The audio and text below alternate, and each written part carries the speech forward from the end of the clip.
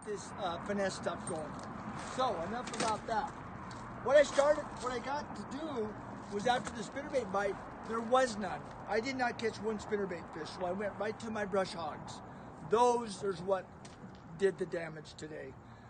I put a bobber stopper on, 1/4 ounce tungsten weight, 2-aught hook, and a 4.5 inch brush hog. They call it the baby brush hog. Make sure you put that on straight. They don't like that all jammed up. That's what it looks like. Slide the bobber stopper down. I was getting hung up, so I picked up a jig. I started getting hung up on jigs right and left because I was in a lot of rocks, boulders and stuff, but that's where the fish are. You know, they're where the rocks are, the boulders are. So what I did next was, I do this a lot. I went ahead and put a 3/16 ounce tungsten on.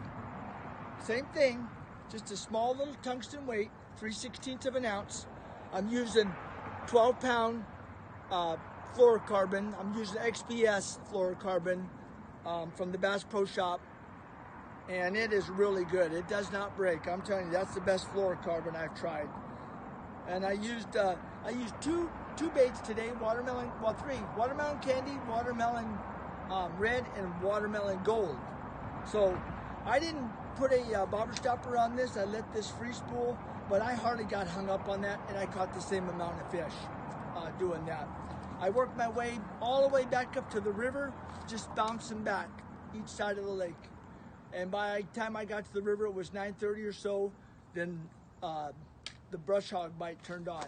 But before that, I'd see a fish on the graph, and I would have two drop shots. This one, a Johnny Morris, and then I had a bait caster.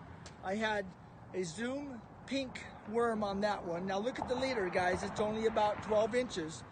I had a co-angler, and he had about a 2-foot leader. They would not touch his drop shot. He never got a bite with that 2-foot leader.